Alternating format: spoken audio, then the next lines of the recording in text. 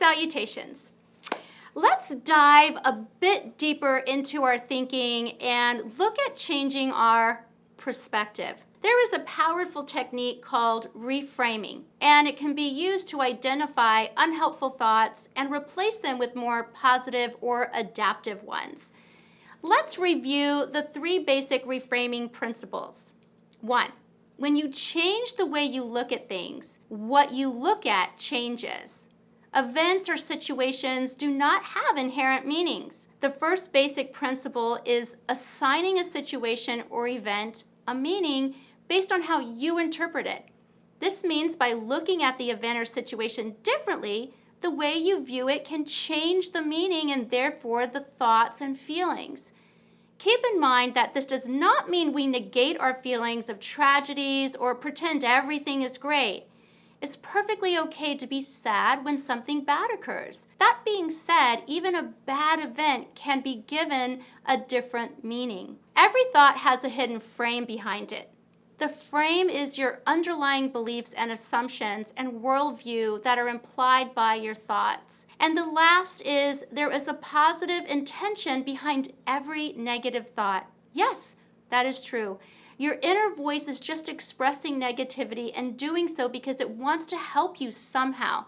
That doesn't make the thought right or acceptable. Dr. Rosenberg, who produces the nonviolent communication, tells us that we are always saying 2 things. Please and thank you. And have no fear, we'll dive into nonviolent communication in a different module. Let's talk about replacing negative thoughts with positive ones. We'll review ways that you can replace your negative thoughts. First, softer words. Words matter. Remember, you won't feel so pessimistic about a situation when you reframe your opinions more positively. For example, instead of thinking, I hate this place, you can rephrase this as, I prefer a more soothing environment. When you're done with this lesson, check out my Words Have Power PDF for more details on this subject. Another method is to ask yourself, what's the best way for me to accomplish this? When facing a challenge or fear, ask yourself this question to help you focus on the solutions rather than the problem. The phrase, the best way, implies multiple ways around a problem and allows you to focus on the positive rather than the negative. You can also say, what can I learn from this?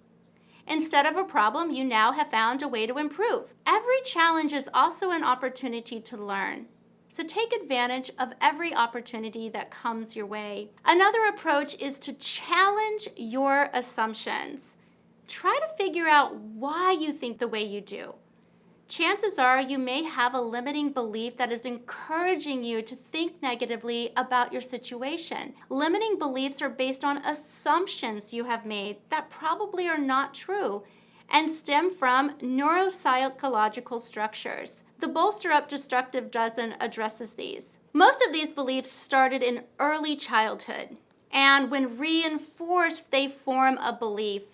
In the Bolster Up method of meditative brain rewiring, we go through how to quickly and painlessly restructure limiting and negative beliefs. When and how to use reframing techniques. You can reframe disappointment. We tend to beat ourselves up emotionally when situations don't go our way. We may worry about what we could have done differently. This worry and negative thinking can consume our thoughts. Rather than let your mind fill with negative thoughts, try to stay in the present moment and reframe your thoughts into something positive or neutral. And finally, reframe specific problem areas. Perhaps you're working on a particular area of your life, such as you're wanting to reduce your weight. If you want to go to the gym but it's raining and you don't want to get wet, you can, in this situation, reframe as a way to motivate yourself to go. You can think about how happy you will feel when you finish working out at the gym and how wonderful it is to have a place to exercise out of the weather. Doesn't that sound amazing? I'm wondering how you're feeling so far. I'd love to see you comment below or in the group. And I hope to see you with a smile on in the next lesson.